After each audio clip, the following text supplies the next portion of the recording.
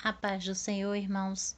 Hoje venho trazer esta linda imagem e através dela vamos meditar em primícias e grande colheita, a lei e a graça.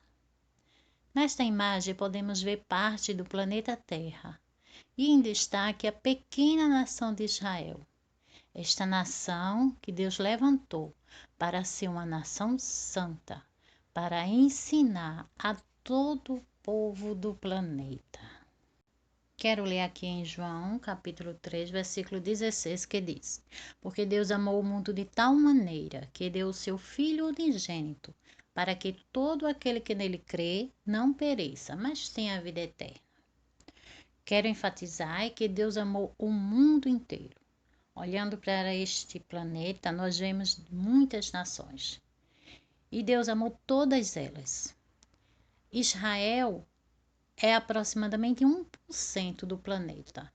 Então, esta pequena nação foi levantada para Deus tratar, ensinar, vir ao meio deles, dar experiência com ele, para depois Israel sair como sacerdote pelo mundo.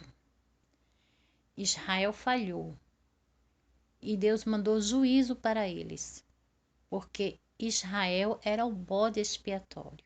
Israel pagou um preço para cumprir uma missão que ia beneficiar todos os filhos de Deus. Foi por amor a nós que Israel foi ao sacrifício, porque ele mesmo não quis obedecer. Então Deus mandou juízos para obrigar ele a cumprir a missão. Vamos falar sobre lei e graça. A lei já existia muito antes de Israel. Na Bíblia vemos que Abraão, eles já cumpriam as leis. Vemos isso lá em Gênesis, capítulo 26 e o versículo 5, que diz assim: Porquanto Abraão obedeceu a minha voz e guardou o meu mandato, os meus preceitos, os meus estatutos e as minhas leis. Então podemos ver que Deus já trabalhava com leis e decretos, porque o desejo de Deus é que seus filhos sejam santos. E é através desses ensinos é que o homem aprende como adorar Ele, como agradar o seu coração. Deus já tinha esses seus sacerdotes espalhados por todo o mundo. Vemos que Abraão se encontrou com Melquisedeque, que já era um sacerdote do Deus Altíssimo. Também vemos Jetro, sogro de Moisés, já era sacerdote. Eles não eram da tribo de Israel, mas eles tinham contato com Deus, eles tinham comunhão com Deus. Mas esses sacerdotes individuais não alcançavam multidões com o seu ensino. Então, nos planos misericordiosos de Deus, ele cria uma nação inteira de sacerdotes. Israel tinha que se santificar ao máximo. Por isso, Deus estabeleceu que esta nação ia viver de regime teocrático.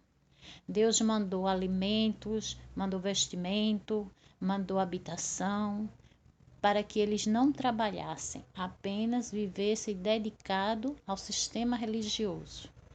Israel, 6 dias na semana, trabalhava em prol da multidão. E no 7º dia, ele era dedicado a fazer a sua adoração pessoal.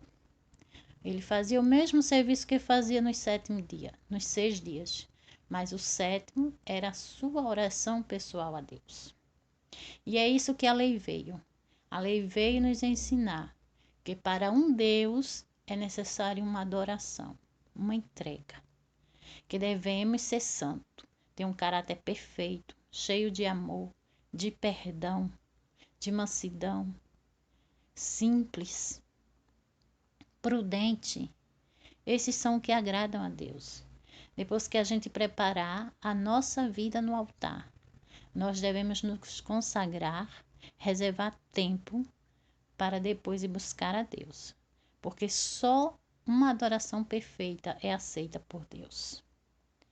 O que fazemos hoje na igreja é basicamente louvar, glorificar, ter comunhão com os irmãos. Isso agrada muito a Deus. Igreja é lugar da gente aprender e ensinar, e quando chegar em casa praticar a perfeita adoração ao Criador.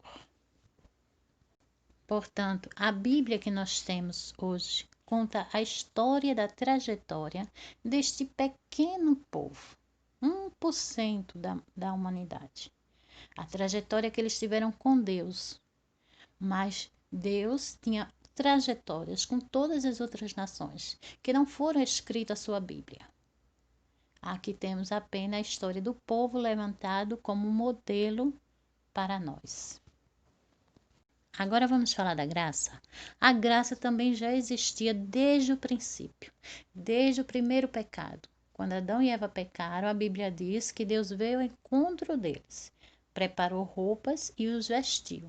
Significa que Deus os perdoou e os acolheu, embora eles arcassem com a consequência do pecado, porque Deus oferece perdão, mas o homem tem que ter consciência do que fez, e se ele só tem através do sofrimento, para que gere arrependimento. Então, desde o primeiro pecado, Deus tem derramado a sua graça salvadora. O homem não vai à perdição porque erra se ele se arrepende. A graça é derramada sobre ele. E Jesus veio trazer esta graça, que é derramada desde o princípio. Todo aquele povo, de Adão até a morte de Jesus, eles estavam predestinados à graça salvadora. A Bíblia diz que quando Jesus morreu, ele venceu a morte, desceu ao mundo dos mortos, pregou aos espíritos cativos. Esses eram os espíritos que desde o princípio estavam lá, e Jesus chegou para os libertar, se apresentando como o Filho de Deus que estava previsto, mas que agora chegou, trazendo justiça para eles.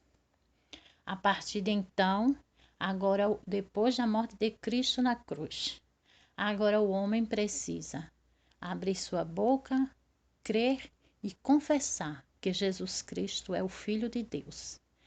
Tendo um verdadeiro arrependimento, ele é selado pelo Espírito Santo e será salvo. Vamos entender melhor o que são primícias e grande colheita? Deus, em seu plano misericordioso, ele estabeleceu que os seus filhos chegariam diante dele dividido em 2 grupos. O grupo das primícias, que são os primeiros, aqueles que se santificam. A Bíblia diz que Jesus entregará a Deus as primícias, os santificados, como oferta agradável a ele. Os demais cristãos que aceitam Cristo, que recebem o Espírito Santo, mas que não conseguem levar uma vida de santificação, eles precisam ser acolhidos, porque eles são a grande colheita. Os nossos irmãos, meninos em Cristo, eles são plano de Deus, eles são amados, eles são preciosos do Senhor. Deus os entregará a Jesus, e Jesus trará eles no reino milenial, para tratá-los, para eles se santificar.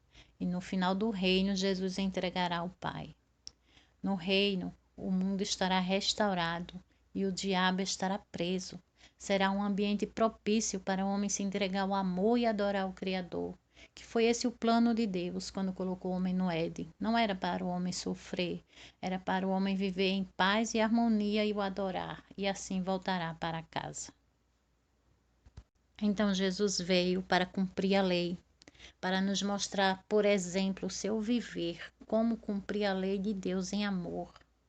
Aqueles rituais todos que Israel tinha que cumprir, lei cerimonialista, era para o tornar 7 dias por semana empenhado nas coisas religiosas. Mas a lição da lei é que devemos nos consagrar, nos santificar e depois adorar a Deus. Jesus veio ensinar isso. Jesus era um homem perfeito. E Jesus se isolava dos outros discípulos. Ele ia ao monte orar, passar noites de oração, ter comunhão com Deus, fazer a sua adoração pessoal. É isso que devemos aprender com Jesus, a sua vida íntegra e a sua adoração e o seu amor e a sua misericórdia para com a grande colheita.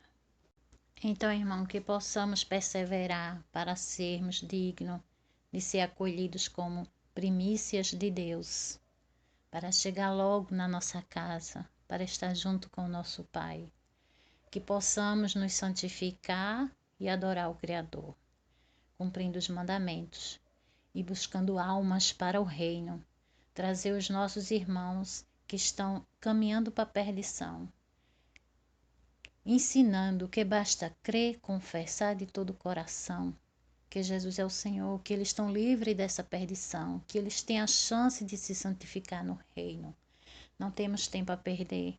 Então, em nosso descanso, seja sábado, domingo, qualquer dia, devemos meditar nas coisas de Deus, adorar e trabalhar para o seu reino, porque o tempo é curto, Jesus está às portas e nós devemos lutar, buscar o reino de Deus, que a Bíblia diz que é tomado à força, para que possamos receber o nosso galardão, a nossa herança, a vida eterna, junto com o nosso soberano Pai, Deus e Criador, ao lado do nosso amado Salvador Jesus Cristo. Que Deus nos abençoe em nome de Jesus. Amém.